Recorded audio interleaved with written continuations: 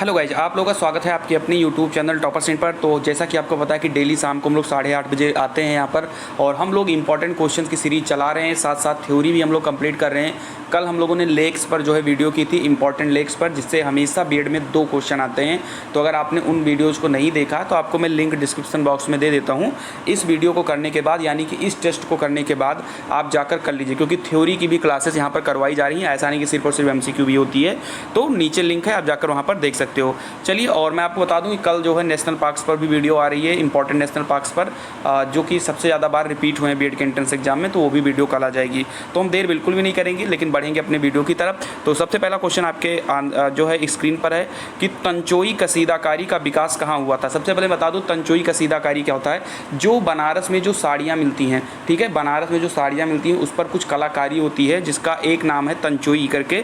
तो आंसर तो मैंने बता ही दिया है आपको कि तो जो तंचोई कसीदाकारी होती है इसका विकास जो है वो वाराणसी में हुआ था। क्लियर है, एक क्वेश्चन आप लोगों को क्लियर हो गया होगा। क्वेश्चन नंबर 2 और इजी है, इसका आंसर सभी लोग जल्दी से टाइप करिए कि सरफरोशी की तमन्ना अब हमारे दिल में है, देखना है जोर कितना बाजुए कातिल में है। बताइए ये किसने कहा था, यानी ये जो स्लोगन है ये किसके द्वारा कही गई थी, ये बात आपको बता देना है। बहुत बढ़िया, तो इसका राइट आंसर हो जाएगा राम प्रसाद बिस्मिल जी। इन्होंने ही कहा था कि सरफरोशी की तमन्ना अब हमारे दिल में है। ठीक है, इन्होंने ही कहा था। तो इंपॉर्टेंट क्वेश्चन, जितने भी क्वेश्चंस आज एग्जाम जो मैं करवा रहा हूँ सारे के सारे प्रीवियस ईयर में आए हुए क्वेश्चन है, कोई भी ऐसा क्वेश्चन नहीं है कि जो ना आया हो। ठीक है, चलिए बढ़ते हैं क्वेश्चन नंबर 3 की तरफ। वह रासायनिक तत्व जिसका प्रयोग कृत्रिम वर्षा करने के लिए किया जाता है। काफ़ी ज़्यादा इंपॉर्टेंट क्वेश्चन है, काफ़ी ज़्यादा इंपॉर्टेंट क्वेश्चन है। बहुत बढ़िया, काफ़ी ज़्यादा इंपॉर्टेंट है। वह रासायनिक, जैसे कि आपको देखते हैं ना कहीं कहीं जगहों पर कृत्रिम वर्षा कराई जाती है, यानी कि वर्षा नहीं भी होने वाली होती है, लेकिन इस चीज़ का छिड़काव कर देने से वहाँ पर वर्षा होने लगती है। तो इसका राइट आंसर हो जाएगा सिल्वर आयोडाइड। ये चीज़ आपको याद रखना है, बहुत ही अच्छे से याद रखना है। क्लियर है, चलिए आगे की तरफ हम लोग बढ़ जाते हैं। क्वेश्चन नंबर 4, निम्नलिखित तत्वों में से कौन सा तत्व मानव शरीर में सबसे कठोर तत्व है। ये भी मुझे लग रहा है आप लोगों के लिए इजी है। देखो आंसर जरूर टाइप किया करिए, आंसर टाइप करने से क्या होता है, ये लगता है कि आप लोग एक्टिव हो, क्योंकि जो लोग आंसर नहीं टाइप करते हैं वो सो जाते हैं। ठीक है, तो जल्दी से आप लोग टाइप करिए। तो जैसा कि मैं भी देख पा रहा हूँ कि आप लोगों का कमेंट कैसा आ रहा है कैसा नहीं आ रहा है। चलिए, तो मैं अगर बात करूँ यहाँ पर, तो इनेमिल जो होता है ये सबसे ज़्यादा क्या है, एक सेकेंड, जो आपका इनेमिल है ये आपका सबसे कठोर तत्व होता है। क्वेश्चन नंबर 5, कृषिगत आयकर राजस्व स्रोत है किसका, यानी कि जो कृषि के द्वारा जो आयकर मिलता है वो किसका स्रोत है, किसके राजस्व का स्रोत है। केंद्र सरकार का है, राज्य सरकार का, क्षेत्रीय प्रशासन का है, या केंद्र एवं राज्य दोनों सरकार का है। चलिए, बहुत बढ़िया, बहुत बढ़िया। चलिए, तो इसका जो है राइट आंसर हो जाएगा, वो हो जाएगा राज्य सरकार। ठीक है, जो कृषिगत जो आयकर होता है वो आपका, यानी इनकम टैक्स जो होता है वो राज्य सरकार का होता है। क्वेश्चन नंबर 6, अभ्रक के सर्वाधिक भंडार कहाँ पर हैं, यानी कि सबसे ज़्यादा जो अभ्रक है वो कहाँ पाया जाता है, ये आपको बता देना है। दक्षिण अफ्रीका में, ऑस्ट्रेलिया में, कनाडा में, या भारत में। बहुत बढ़िया, तो इसका जो है आंसर हो जाएगा क्वेश्चन नंबर 6 का, वो हो जाएगा भारत में। ठीक है, यानी भारत में सबसे ज़्यादा जो है अभ्रक पाए जाते हैं। देखो यार, अगर पसंद आ रहा है, आपको लग रहा है कि हाँ अच्छे क्वेश्चंस है, तो लाइक करने में क्या जाता है, लाइक कर दो, अपने दोस्तों को भी शेयर कर सकते हो आप लोग। चलिए आगे बढ़ते हैं। क्वेश्चन नंबर 7, क्वेश्चन नंबर 7 है हम लोगों का, उत्तर प्रदेश का ललितपुर जनपद किसके लिए जाना जाता है। ये भी इंपॉर्टेंट क्वेश्चन है और आपके बीएड एंट्रेंस में आया हुआ क्वेश्चन है। चलिए, उत्तर प्रदेश का ललितपुर जनपद जो है किसके लिए जाना जाता है। आप लोगों को थ्योरी भी मिलेगी, घबराना नहीं है, थ्योरी क्लासेस चलती हैं। मैं एक बार फिर से बता दूं कि लेक्स की क्लास अगर आपने नहीं की है, जिससे हमेशा 2 क्वेश्चन एग्जाम में आता है, तो डिस्क्रिप्शन बॉक्स में लिंक है, जाकर वहां पर देख लीजिए। तो आई होप इसका आंसर आप लोगों ने दे दिया होगा। क्वेश्चन नंबर 7, उत्तर प्रदेश का ललितपुर जनपद जो है ये जाना जाता है यूरेनियम भंडारों के लिए। ठीक है, ये जाना जाता है यूरेनियम भंडारों के लिए, यानी कि सबसे ज़्यादा यूरेनियम जो है वो ललितपुर में होता है। क्वेश्चन नंबर 8, क्वेश्चन नंबर 8 काफ़ी ज़्यादा इंपॉर्टेंट है ये क्वेश्चन। निम्नलिखित में से किस महासागर का आकार अंग्रेजी के अक्षर यस जैसा है। ये क्वेश्चन कई बार एग्जाम में रिपीट हुआ है, बीएड एंट्रेंस एग्जाम में भी रिपीट हुआ, बाकी और भी जो एंट्रेंस एग्जाम होते हैं उसमें भी ये रिपीट हुआ है कि आपको पता है कि जो महासागर हमारे पास में है उन महासागर में किस महासागर का जो आकार है, यानी जो शेप है वो एस आकार का है। तो क्वेश्चन नंबर 8 का जो राइट आंसर हो जाएगा वो हो जाएगा अटलांटिक महासागर, वो हो जाएगा अटलांटिक महासागर। याद रखना है आपको, ठीक है, अटलांटिक महासागर बिल्कुल सही आंसर हो जाएगा। क्वेश्चन नंबर 9, तानसेन जो एक महान संगीतकार थे किसके दरबारी कब थे, बताइए आप लोग। या ये क्वेश्चन ऐसे भी आ सकता है कि तानसेन किसके समकालीन थे। क्वेश्चन नंबर 9, तो क्वेश्चन नंबर 9 का जो बेटा राइट आंसर हो जाएगा वो हो जाएगा अकबर। ठीक है, वो क्या हो जाएगा, वो हो जाएगा अकबर। क्लियर है, चलिए वो आपका अकबर हो जाएगा। चलिए क्वेश्चन नंबर 10 की तरफ हम लोग बढ़ते हैं। क्वेश्चन नंबर 10 जो है वो हो जाएगा निम्नलिखित में से किसने तीनों गोलमेज सम्मेलनों में भाग लिया था। मोस्ट इंपॉर्टेंट क्वेश्चन है ये, मोस्ट इंपॉर्टेंट क्वेश्चन है कि निम्नलिखित में से किसने तीनों गोलमेज सम्मेलन में भाग लिया था। तो इसका राइट आंसर हो जाएगा और वो हो जाएगा, चलिए वो हो जाएगा भीमराव अंबेडकर। ठीक है, भीमराव अंबेडकर जी ने तीनों गोलमेज सम्मेलन में भाग लिया था। क्लियर है, आगे बढ़ते हैं। क्वेश्चन नंबर 11, राष्ट्रीय शक्कर संस्थान कहाँ स्थापित किया गया है। यानी कि नेशनल शुगर जो आपका है इंस्टीट्यूट, या हम जो बात करें इसमें, ये कहाँ पर है, इसके बारे में आप बता दीजिए कहाँ पर स्थापित किया गया है। तो इसका राइट आंसर होगा, और ये राइट आंसर होगा, और वो है कानपुर। ठीक है, कानपुर में स्थापित किया गया है। क्वेश्चन नंबर 12, प्रकाश की गति निम्नलिखित में से किसमें गुजरने पर सबसे कम होगी। जितने भी क्वेश्चंस यहाँ पर लिए गए हैं सारे के सारे अनगिनत बार रिपीट हुए हैं, चाहे बीएड का एंट्रेंस एग्जाम हो या किसी का भी एंट्रेंस एग्जाम हो। चलिए बहुत बढ़िया। प्रकाश की गति निम्नलिखित में से किसमें गुजरने पर सबसे जो है कम होती है। तो क्वेश्चन नंबर 12 का जो बेटा राइट आंसर हो जाएगा वो हो जाएगा ऑप्शन नंबर ए। ठीक है, ऑप्शन नंबर ए आपका बिल्कुल करेक्ट हो जाएगा। कांच जो है इसमें सबसे कम जो है इसकी चाल हो जाती है। क्वेश्चन नंबर 13, गैल्वनाइज्ड लोहे की चादरों पर एक तत्व की परत चढ़ा दी जाती है, वह तत्व कौन सा है। ये भी काफ़ी ज़्यादा इंपॉर्टेंट है। जब आप लोहे को गैल्वनाइजेशन करते हो, गैल्वनाइजेशन करने से क्या होता है कि लोहा जो है उसमें जो है जंग नहीं लगता है, यानी कि ठीक है आप लोग जानते हो ना, जंग नहीं लगता है। चलिए तो इसका जो है राइट आंसर हो जाएगा वो हो जाएगा ऑप्शन नंबर सी। क्या हो जाएगा, ऑप्शन नंबर सी। ठीक है, जब आप लोहे पर जिंक की परत चढ़ा देते हो तो इस क्रिया को जो है गैल्वनाइज्ड या गैल्वनाइजेशन बोलते हैं। क्लियर है। क्वेश्चन नंबर 14, IBRD का एक अन्य नाम और क्या है। क्वेश्चन नंबर 14, देखो पसंद आ रहा है तो लाइक जरूर करना है, क्योंकि मैं ज़्यादा समय नहीं ले रहा हूँ, फटाफट क्वेश्चन करा रहा हूँ मैं, ताकि ज़्यादा से ज़्यादा क्वेश्चन कवर हो सके। IBRD का दूसरा नाम क्या है। चलिए बहुत बढ़िया। तो क्वेश्चन नंबर 14 का जो है राइट आंसर हो जाएगा विश्व बैंक। क्या हो जाएगा, विश्व बैंक। IBRD का अन्य नाम है विश्व बैंक। क्वेश्चन नंबर 15, किस गुप्त शासक ने विक्रमादित्य की उपाधि धारण की थी। चलिए बहुत बढ़िया, किस गुप्त शासक ने विक्रमादित्य की उपाधि धारण की थी। क्वेश्चन नंबर 15, इसका आंसर टाइप करिए सभी लोग। कुछ लोग टाइप नहीं कर रहे हैं, कुछ लोगों को लग रहा है कि बिना टाइप किए सब कुछ हो जाएगा। बेटा टाइप कर दो ना, क्या दिक्कत है। क्वेश्चन टाइप करने में क्या जाता है, 1 मिनट का टाइम लगता है। दिन भर तो इतना टाइप करते होंगे मोबाइल पर, लेकिन अब जब यहाँ क्वेश्चन की बात है तो नहीं टाइप कर रहे हो, कोई बात नहीं। चलिए अगर मैं बात करता हूँ इस क्वेश्चन की, तो इसका तो फिलहाल राइट आंसर जो हो जाएगा वो हो जाएगा चंद्रगुप्त द्वितीय, इसका राइट आंसर हो जाएगा। उसके बाद में अगर मैं आपको इसमें कुछ और स्टैटिक फैक्ट्स के बारे में बात बताऊँ, तो जो आपके समुद्रगुप्त हैं इन्हें भारत का नेपोलियन कहा जाता है। श्रीगुप्त इसके जो हैं संस्थापक हैं गुप्त वंश के, हालांकि श्रीगुप्त को वास्तविक संस्थापक नहीं माना जाता है, चंद्रगुप्त प्रथम को माना जाता है वास्तविक संस्थापक। साथ में अगर हम कुमारगुप्त की बात करें तो इन्होंने नालंदा विश्वविद्यालय की स्थापना कराई थी। इतनी चीज़ें आपको याद रखनी है। क्वेश्चन नंबर 16, भारतीय संविधान का भाग 4 किससे संबंध रखता है। बहुत बढ़िया, भारतीय संविधान का भाग 4 किससे संबंध रखता है, बताइए आप लोग।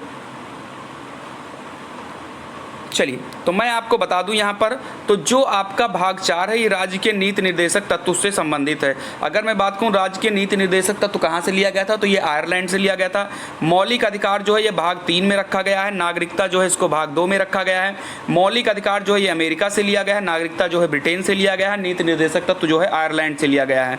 चलिए क्वेश्चन नंबर 17, निम्नलिखित यूरोपीय संघ के किस सदस्य देश ने यूरो मुद्रा को नहीं अपनाया है, बताइए। बहुत बढ़िया। क्वेश्चन नंबर 17, निम्नलिखित यूरोपीय संघ के किस सदस्य देश ने यूरो मुद्रा को नहीं अपनाया है। तो इसका राइट आंसर हो जाएगा और वो हो जाएगा यूके। क्या हो जाएगा, यूके। चलिए तो इसका राइट आंसर हो जाएगा यूके। यूके जो है यूरोपीय कंट्रीज तो है, लेकिन यहाँ पर यूरो नहीं चलती है। क्वेश्चन नंबर 18, संयुक्त राष्ट्र सुरक्षा परिषद के अस्थायी सदस्य कितने हैं, यानी कौन कौन से हैं। काफ़ी इंपॉर्टेंट क्वेश्चन है, मोस्ट इंपॉर्टेंट है। आपको पता है संयुक्त राष्ट्र सुरक्षा परिषद के 5 जो हैं अस्थायी सदस्य हैं, ये आप नोट कर लीजिएगा। इसके टोटल कितने सदस्य हैं, 5 हैं, और इसका जो है राइट आंसर हो जाएगा और वो हो जाएगा right answer option number D. कौन सा हो जाएगा, ऑप्शन नंबर डी आपका हो जाएगा बिल्कुल सही। यूएसए है, यूके है, यानी अमेरिका, ब्रिटेन, फ्रांस, रूस और चीन, यही जो है 5 अस्थायी सदस्य हैं संयुक्त राष्ट्र सुरक्षा परिषद के।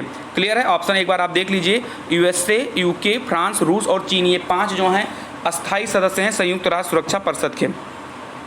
Question number 19, my country my life के लेखक कौन है? मैं इसको नीचे कर देता हूँ, पूरा आ जाए, ठीक है। माई कंट्री माई लाइफ के लेखक कौन हैं? बहुत इंपॉर्टेंट क्वेश्चन है, क्वेश्चन नंबर 19। तो इसका जो है एक जो है आंसर बिल्कुल सही हो जाएगा और वो हो जाएगा लाल कृष्ण आडवाणी जी। ये जो है माई कंट्री माई लाइफ के लेखक हैं। चलिए क्वेश्चन नंबर 20 की तरफ बढ़ते हैं। बंगाल विभाजन को ब्रिटिश सरकार ने किस वर्ष रद्द कर दिया? बहुत बढ़िया, बहुत बढ़िया। चलिए बताइए, बंगाल विभाजन को ब्रिटिश सरकार ने किस वर्ष रद्द कर दिया? क्वेश्चन नंबर 20 का आंसर बताइए सभी लोग।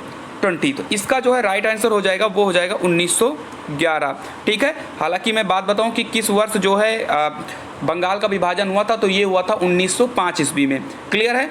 चलिए क्वेश्चन नंबर 21, भारतीय संविधान में कितनी अनुसूचियां हैं? ये तो बहुत सिंपल क्वेश्चन हो गया है। भारतीय संविधान में टोटल कितनी अनुसूचियां हैं बताइए सभी लोग। 9 हैं, 10 हैं, 11 हैं या 12 हैं? चलिए तो मैं आपको अगर बता दूं तो भारतीय संविधान में टोटल जो है 12 अनुसूचियां हैं। हालांकि जब संविधान बना था उस टाइम पर टोटल इसमें जो है 8 अनुसूचियां थे। मैं आपको बता देता हूं, इसका राइट आंसर 12 होगा। जब संविधान बना था तो 8 अनुसूचियां थी और 1951 में जो है प्रथम संविधान संशोधन में 9वीं अनुसूची जोड़ी गई, उसके बाद 10वीं जोड़ी गई, 11वीं जोड़ी गई और 12वीं जोड़ी गई। क्लियर है? चलिए क्वेश्चन नंबर 22, भारतीय संविधान कब अपनाया गया था? ये काफ़ी इंपॉर्टेंट क्वेश्चन है। क्वेश्चन नंबर 22, कब अपनाया गया था ये बताइए। इसको सबसे ज़्यादा लोग गलत करने वाले क्वेश्चन को मैं बता दूं। भारतीय संविधान कब अपनाया गया था, लेकिन आपके डाउट में क्लियर कर दूंगा इसी क्वेश्चन में। चलिए तो बहुत सारे लोगों ने 26 जनवरी 1950 लगाया होगा, लेकिन इसका जो है राइट आंसर हो जाएगा 26 नवंबर 1949 को। देखिए इस दिन अपनाया गया था। अगर क्वेश्चन आ जाए कि भारतीय संविधान कब स्वीकार किया गया, कब अपनाया गया या कब अंगीकार किया गया, ये 3 शब्द आपको याद रखने हैं। कब स्वीकार किया गया, कब अपनाया गया और कब अंगीकार किया गया। तो आपका जो बेटा राइट आंसर हो जाएगा वो हो जाएगा 26 नवंबर 1949 को। या आपके कोई एग्जाम में क्वेश्चन आ जाए कि संविधान, भारतीय संविधान को किस वर्ष लागू किया गया, तो आपका आंसर 26 जनवरी 1950 हो जाएगा। लागू किया गया था 26 जनवरी 1950 को, अपनाया गया, स्वीकार किया गया या अंगीकार किया गया वो हुआ था 26 नवंबर 1949 को। चलिए उसके बाद में एक न्यूक्लियर रिएक्टर में निम्नलिखित में से एक ईंधन के रूप में किसे प्रयोग किया जाता है? क्वेश्चन नंबर 23, कोयला, यूरेनियम, रेडियम या डीजल? बहुत बढ़िया, बहुत बढ़िया, बहुत बढ़िया, बहुत बढ़िया, बहुत बढ़िया। तो इसका राइट आंसर हो जाएगा यूरेनियम, ठीक है। जब आप कोई परमाणु रिएक्टर या न्यूक्लियर रिएक्टर में आप जब ईंधन का कोई प्रयोग करते हो तो वहाँ पर यूरेनियम का प्रयोग होता है। मोस्ट इंपॉर्टेंट क्वेश्चन है ये। क्वेश्चन नंबर 24, प्रथम मुस्लिम शासक जिसने मूल्य नियंत्रण प्रणाली आरंभ की थी? बहुत ज़्यादा इंपॉर्टेंट क्वेश्चन है, बहुत ज़्यादा इंपॉर्टेंट क्वेश्चन है कि प्रथम मुस्लिम शासक जिसने मूल्य नियंत्रण प्रणाली को आरंभ किया था। सभी लोग जल्दी से कमेंट करें इसके बारे में, जल्दी से। तो इसका राइट आंसर हो जाएगा और वो हो जाएगा अलाउद्दीन खिलजी। अलाउद्दीन खिलजी ने जो है पहला मुस्लिम शासक था जिसने मूल्य नियंत्रण प्रणाली जो है स्टार्ट किया था। क्वेश्चन नंबर 25, भारत में पहली बोलती फिल्म कौन सी थी? क्वेश्चन नंबर 25, भारत में पहली बोलती फिल्म कौन सी थी, यानी कि जिसमें आवाज़ भी थी, मूक फिल्म नहीं थी। तो इसका राइट आंसर हो जाएगा आलम आरा, ठीक है। आलम आरा जो थी ये पहली बोलती हुई फिल्म थी। क्वेश्चन देखो यार, आप लोग इतने लोग लाइव यार लाइक तो किए नहीं हो यार, लाइक तो करो यार पहले। अगर नहीं पसंद आ रहा तो ना करिए, लेकिन अगर पसंद आ रहा है तो प्लीज़ रिक्वेस्ट यार छोटी सी लाइक कर दो यार, क्या दिक्कत है।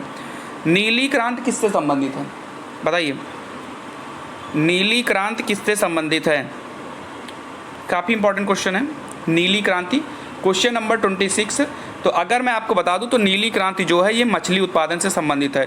साथ ही अगर समुद्री जीव लिखा होता तो भी राइट आंसर हो जाता, यानी समुद्र में पाए गए जितने भी जीव होते हैं वो आपके नीली क्रांति से संबंधित होते हैं। क्वेश्चन नंबर 27, भारत का सर्वाधिक विदेशी व्यापार किसके साथ है? जापान के साथ, जर्मनी के साथ, यूएसए के साथ या यूके के साथ? बहुत बढ़िया, बहुत बढ़िया। भारत का सर्वाधिक विदेशी व्यापार किसके साथ है? तो आपका राइट आंसर हो जाएगा यूएसए। यूएसए के साथ सबसे ज़्यादा व्यापारिक। हाँ, ये सब सारे क्वेश्चन इंपॉर्टेंट हैं, स्क्रीनशॉट ले लीजिए, याद कर लीजिए, वीडियो को 2 बार देखिए, लेकिन याद कर लीजिए, दिमाग में डाल लीजिए आप लोग, क्योंकि एग्जाम में ज़्यादा समय है नहीं और इस टाइप इसी सब क्वेश्चन आपके कवर हो जाएंगे। विश्व का सर्वाधिक नगरीकृत देश कौन सा है? बहुत बढ़िया क्वेश्चन है ये। विश्व का सर्वाधिक नगरीकृत देश कौन सा है, टाइप करिए। तो इसका जो है राइट आंसर हो जाएगा बेटा, वो हो जाएगा सिंगापुर। ठीक है, सिंगापुर जो है विश्व का सर्वाधिक नगरीकृत देश है। क्वेश्चन नंबर 29, लघु उद्योगों के लिए उच्चतम वित्त निकाय कौन सा है? लघु उद्योगों के लिए उच्चतम वित्त निकाय कौन सा है? क्वेश्चन नंबर 29 का आंसर बताइए। तो इसका जो है राइट आंसर हो जाएगा, वो हो जाएगा सिडबी। सिडबी की अगर हम बात करें तो जो छोटे उद्योग होते हैं उनके लिए ये उच्चतम वित्त है। अगर हम इसकी बात करें फुल फॉर्म की सिडबी की, तो small industrial development board of India इसका फुल फॉर्म होता है, small industrial development board of India. चलिए क्वेश्चन नंबर 30, पुराने श्याम प्रदेश का नया नाम क्या है? ये काफ़ी इंपॉर्टेंट क्वेश्चन है। पहले जिस प्रदेश का नाम श्याम था या जिस देश का नाम श्याम था उसका अब नाम क्या है? क्वेश्चन नंबर 30, तो पुराने श्याम प्रदेश का जो नाम है नया वो हो गया है थाईलैंड। ठीक है, थाईलैंड जो है इसका पुराना नाम श्याम प्रदेश था। क्वेश्चन नंबर 31, महान कवि अमीर खुसरो का जन्म स्थान कहाँ पर है? बहुत बढ़िया। क्वेश्चन नंबर 31, क्वेश्चन नंबर 31, तो इसका जो है बेटा राइट आंसर हो जाएगा और वो हो जाएगा पटियाली एटा। ठीक है, जो अमीर खुसरो थे बलबन के समकालीन थे, इनका जो जन्म स्थान था वो पटियाली एटा में है। क्वेश्चन नंबर 32 काफ़ी इंपॉर्टेंट है, बॉक्साइट निम्नलिखित धातुओं में से एक धातु का अयस्क है, वह धातु कौन सा है? बहुत ईजी भी क्वेश्चन है, अगर आप लोगों ने थोड़ा बहुत भी साइंस की नॉलेज होगी तो ये क्वेश्चन आप तुरंत कर ले जाओगे। जो बॉक्साइट है वो किसका अयस्क है? तो इसका राइट आंसर हो जाएगा और वो हो जाएगा एल्यूमिनियम। क्या हो जाएगा? एल्यूमिनियम इसका जो है बिल्कुल ही राइट आंसर हो जाएगा 32 का। चलिए बढ़ते हैं क्वेश्चन नंबर 33 की तरफ। चौथी बौद्ध महासभा का आयोजन किसने किया था? क्वेश्चन नंबर 33, क्वेश्चन नंबर 33, चौथी बौद्ध महासभा का आयोजन किसने किया था? तो इसका जो है राइट आंसर हो जाएगा और वो हो जाएगा कनिष्क। ठीक है, बाकी अगर मैं बात करूं अशोक ने 261 ईसा पूर्व में कलिंग की युद्ध लड़ी थी। उसके बाद में हर्ष की बात करता हूं तो हर्षवर्धन जो है हर 5वें साल प्रयागराज में जो है अपना एक धार्मिक आंदोलन चलाता था। क्लियर है यहाँ तक? चलिए आगे बढ़ते हैं। क्वेश्चन नंबर 32 हो गया, ये तो हो गया। क्वेश्चन नंबर 34, लोदी वंश का अंतिम शासक कौन था? लोदी वंश का अंतिम शासक कौन था? चलिए तो इसको मैं अगर बता दूं आपको, तो लोदी वंश का जो संस्थापक की अगर बात होगी, किसकी बात होगी? संस्थापक की अगर बात होगी तो वो हो जाएंगे बहुल्य लोदी संस्थापक। लेकिन अगर अंतिम शासक की बात करेंगे तो वो हमारा इब्राहिम लोदी बिल्कुल सही होगा, क्योंकि इब्राहिम लोदी जब अंतिम शासक थे तभी पानीपत का पहला युद्ध हुआ था इब्राहिम लोदी और बाबर के साथ। किस ईयर में हुआ था? 1526 ईस्वी में, और इसमें इब्राहिम लोदी की हार हो गई थी और इसी में बाबर ने तोपों का प्रयोग भी किया था। सबसे पहले युद्ध में जो है प्रयोग यानी कि तोपों का प्रयोग युद्ध में सबसे पहले 1526 ईस्वी में हुआ था, जिसमें बाबर ने किया था और इब्राहिम लोदी हार गया था। और 1526 ईस्वी में मुगल वंश की स्थापना भी हो गई थी। तो अगर पूछा जाएगा पहला शासक कौन सा है तो बहलोल लोदी यानी इन्होंने स्थापना की थी। अगर पूछा जाएगा अंतिम शासक कौन है तो इब्राहिम लोदी हो जाएगा। बहुत बढ़िया, चलिए बढ़ते हैं अगले क्वेश्चन की तरफ। अंडमान निकोबार की राजधानी क्या है? बताइए बताइए, बहुत इजी क्वेश्चन है। क्वेश्चन नंबर 35, अंडमान एवं निकोबार की राजधानी क्या है? चलिए तो फटाफट क्वेश्चन हो रहे हैं, डेली आपको यहाँ पर मिलेगा। आप लोग सारे क्वेश्चन जो हैं क्लियर करते हुए चलिए। तो 35 का ए वाला ऑप्शन बिल्कुल ही करेक्ट हो जाएगा। पोर्ट ब्लेयर आपका बिल्कुल राइट आंसर होगा, अंडमान निकोबार द्वीप समूह का। क्वेश्चन नंबर 36, निम्नलिखित में से कौन इस बात का निर्णय करता है कि कोई विधेयक धन विधेयक है या नहीं? काफ़ी इंपॉर्टेंट क्वेश्चन है ये भी। क्वेश्चन नंबर 36, चलिए क्वेश्चन नंबर 36, कौन इस बात का निर्णय करता है कि कोई विधेयक धन विधेयक है या नहीं? तो इसका जो है राइट आंसर हो जाएगा और वो हो जाएगा लोकसभा अध्यक्ष। लोकसभा अध्यक्ष ये निर्णय करता है कि कौन सा विधेयक धन विधेयक है या कौन सा नहीं है। बहुत बढ़िया, आगे बढ़ते हैं। क्वेश्चन नंबर 37, बार किसकी इकाई है ये आपको बताना है। बार जो है किसकी इकाई है ये आपको बता देना है। ताप की, ऊष्मा की, या धारा की, या वातावरणीय दाब की? क्वेश्चन नंबर 37, तो इसका राइट आंसर हो जाएगा और वो हो जाएगा ऑप्शन नंबर डी, क्योंकि वातावरणीय दाब की जो इकाई है या मात्रक है वो बार है। क्वेश्चन नंबर 38, वोट देने का अधिकार क्या है? एक राजनीतिक अधिकार है, एक सिविल अधिकार है, एक आर्थिक अधिकार है, एक कानूनी अधिकार है। वोट देने का अधिकार क्या है? एक राजनीतिक अधिकार, सिविल अधिकार, आर्थिक अधिकार या कानूनी अधिकार? क्वेश्चन नंबर 38, तो इसका जो है राइट आंसर हो जाएगा वो हो जाएगा ऑप्शन नंबर ए, यानी कि राजनीतिक अधिकार है। वोट देना एक राजनीतिक अधिकार है। उसके बाद में ये क्वेश्चन फिलहाल हम लोगों ने 1-2 दिन पहले भी किया था, यानी कि दूसरे प्रैक्टिस पेपर में भी था कि कोनेरू हम्पी जो है किससे संबंधित है। कोनेरू हम्पी किससे संबंधित है, मैंने 2 दिन पहले जब MCQ लाया था तो उस प्रैक्टिस सेट में भी ये क्वेश्चन था। बहुत बढ़िया। तो कोनेरू हम्पी जो है भैया वो संबंधित है शतरंज से। किससे संबंधित है? शतरंज से संबंधित है, चेस से संबंधित है। क्वेश्चन नंबर 40, निम्नलिखित पर्वत श्रेणियों में से कौन सी श्रेणी पूर्वी एवं पश्चिमी घाटों को जोड़ती है? काफ़ी इंपॉर्टेंट है, बहुत इंपॉर्टेंट क्वेश्चन है। क्वेश्चन नंबर 40, निम्नलिखित पर्वत श्रेणियों में से कौन सी श्रेणी पूर्वी एवं पश्चिमी घाटों को जोड़ती है? क्वेश्चन नंबर 40, तो इसका जो है राइट आंसर आ रहा है। अच्छा, कितने लोगों को लगता है कि यार मैं बहुत तेज मतलब बता देता हूँ आंसर, आपको समय नहीं देता हूँ? अगर कोई ऐसा है तो बता सकता है। नीलगिरी जो है इसका बिल्कुल ही करेक्ट आंसर हो जाएगा। 40 का सी वाला ऑप्शन बिल्कुल करेक्ट होगा। क्वेश्चन नंबर 41 की बात करते हैं। किस देश को यूरोप की कॉकपिट के नाम से जाना जाता है? ये भी इंपॉर्टेंट क्वेश्चन है। जितने भी क्वेश्चन सब मोस्ट इंपॉर्टेंट है। और एक बार मैं फिर से बता दूं कि अगर आपने अभी इस पर लेक की वीडियो नहीं देखी, यानी इंपॉर्टेंट झील की वीडियो आपने नहीं देखी है वर्ल्ड में, इंडिया में, तो उसके लिए मैंने डिस्क्रिप्शन बॉक्स में लिंक दे दी है, जाकर आप उसे जरूर देखिए, क्योंकि वहाँ से आपके एंट्रेंस एग्जाम में 2 क्वेश्चन जरूर आते हैं। चलिए, तो अगर मैं बात करूं यहाँ पर किस देश को यूरोप का कॉकपिट कहा जाता है, तो इसका राइट आंसर हो जाएगा और वो हो जाएगा ए, यानी कि बेल्जियम। कौन सा हो जाएगा? बेल्जियम हो जाएगा इसका राइट आंसर। चलिए, बेल्जियम इसका जो है राइट आंसर हो जाएगा। क्वेश्चन नंबर 42, उत्तर प्रदेश में चारकुला लोक नृत्य कहाँ से संबंधित है? ये आपको बताना है। उत्तर प्रदेश में चारकुला लोक नृत्य कहाँ से संबंधित है? रूहेलखंड से, ब्रज क्षेत्र से, बुंदेलखंड क्षेत्र से या अवध क्षेत्र से? क्वेश्चन नंबर 42, बहुत बढ़िया। तो ये आपका संबंधित है भैया ब्रिज क्षेत्र से, ठीक है। उत्तर प्रदेश में जो चारकुला लोक नृत्य है वो ब्रिज क्षेत्र से संबंधित है। क्वेश्चन नंबर 43 जो है नहीं, रीजन उसका ये है कि वो एक करंट अफेयर का क्वेश्चन था और उस टाइम का क्वेश्चन था, इसलिए उसको हमने नहीं लिया। क्वेश्चन नंबर 44, चलिए, कांग्रेस अधिवेशन लखनऊ 1916 की अध्यक्षता किसने की थी? देखो, यहाँ से भी क्वेश्चन आते हैं जो आपके लखनऊ यानी कांग्रेस अधिवेशन होता है, तो इसके लिए मैं जो है कल या परसों में एक अलग से वीडियो ले आऊँगा, यानी उसके बाहर एक भी क्वेश्चन नहीं आने वाले हैं आपके। तो इंडियन नेशनल कांग्रेस काफ़ी इंपॉर्टेंट है, तो मैं आपको जल्दी इस पर वीडियो दे दूंगा। यानी कि देखो यार, पढ़ो वो जो एग्जाम में आए, वो ना पढ़ो जो एग्जाम में नहीं आना, क्योंकि समय अब उतना है नहीं, ठीक है। चलिए, तो अगर हम बात करें यहाँ पर, तो क्वेश्चन नंबर 44 में कांग्रेस अधिवेशन लखनऊ 1916 की जो अध्यक्षता है वो की थी अंबिका चरण मजूमदार ने।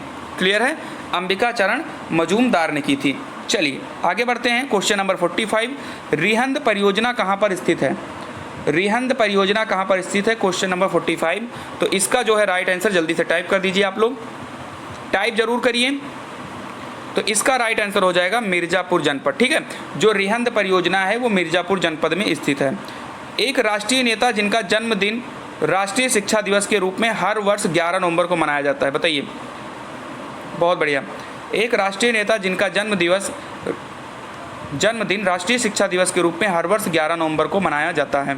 चलिए, तो इसका जो है राइट आंसर हो जाएगा और वो हो जाएगा मौलाना अबुल कलाम आज़ाद।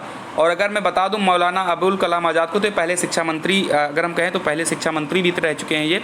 चलिए, अब ये कन्फ्यूज मत होना, एक 11 नवंबर को मनाया जाता है और एक शिक्षा जो है वो आपका 5 सितंबर को भी मनाया जाता है। नागार्जुन सागर बांध का निर्माण किस नदी पर किया गया है? काफ़ी इंपॉर्टेंट है और इजी भी है, बताइए। नागार्जुन सागर बांध का निर्माण किस नदी पर किया गया है? तो इसका जो है राइट आंसर हो जाएगा और वो हो जाएगा कृष्णा नदी, ठीक है। कृष्णा नदी पर किया गया है। बरमूडा त्रिकोण स्थित है, आपने इसका बरमूडा ट्रायंगल का नाम तो आपने सुना ही होगा ना। बहुत ही लोग कहते हैं वहाँ पर कोई जाता है तो लुप्त हो जाता है, वापस नहीं आता है, ऐसा कुछ करके है। तो बरमूडा जो त्रिकोण है ये कहाँ पर स्थित है? 48 का आंसर बताइए। तो ये हो जाएगा आपका राइट आंसर, ये वाला। चलिए, यानी पश्चिमी उत्तरी अटलांटिक महासागर में स्थित है। बरमूडा त्रिकोण जो है पश्चिमी उत्तरी अटलांटिक महासागर में स्थित है, याद रखना। क्वेश्चन नंबर 49, निम्नलिखित लोगों में से किसको वर्ष 2018 के लिए भारत रत्न पुरस्कार से सम्मानित किया गया है? बताइए। हालांकि ये क्वेश्चन हो सकता है आपके एग्जाम के लिए बिल्कुल भी इंपॉर्टेंट ना हो, लेकिन मैं फिर भी आंसर बता दूं, क्योंकि ये 2008 का क्वेश्चन है और ये क्वेश्चन नहीं आएगा। आना होगा तो हाल ही का आएगा, यानी 2020 में किसको मिला था, ये चीज़ आपको पूछा जा सकता है। क्वेश्चन नंबर 49, तो इसका आंसर हो जाएगा पंडित भीमसेन जोशी, इन्हीं को मिला था भारत रत्न पुरस्कार। क्लियर है? क्वेश्चन नंबर 50 लास्ट, आज का लास्ट क्वेश्चन है। तो सभी लोगों को अगर आज के क्वेश्चंस क्लियर हुए हों, समझ में आया हो, तो प्लीज़ जो है लाइक कर दीजिएगा, कमेंट करके ज़रूर बताइए कैसा था, मज़ा आया कि नहीं आया, क्वेश्चन अच्छे थे या नहीं अच्छे थे, या अगर कुछ कमी भी है तो वो भी बताइए, उसको सुधार किया जाएगा अगली वीडियो में। आपको क्या चाहिए, क्या सुधार की ज़रूरत है इस वीडियो में, वो भी आप लोग बताइए। और चैनल पर अगर आप नए हो तो सब्सक्राइब तो जरूर कर लीजिए ताकि आप कोई भी अपडेट मिस ना कर पाएँ। चलिए, तो निम्नलिखित में कौन सी भारत की पहली परमाणु शक्ति चलित पनडुब्बी है जो 26 जुलाई 2009 से प्रयोग में लाई जाने लगी? Question number 50। तो इसका जो है बेटा राइट आंसर हो जाएगा INS अरिहंत। ठीक है, तो आपके लगभग सारे क्वेश्चंस क्लियर हो चुके हैं। डेली आपको यहाँ पर मिलते रहते हैं, चाहे हिंदी का प्रैक्टिस पेपर हो, जीके का प्रैक्टिस पेपर हो, सब कुछ यहाँ किया जाएगा। तो आप लोग चैनल को जरूर सब्सक्राइब किए रहें और ज़रूर बताएं कमेंट में कि आपने 50 में टोटल कितने सही किए हैं। बाकी मिलते हैं हम लोग अपनी अगली वीडियो में। जय हिंद, जय भारत।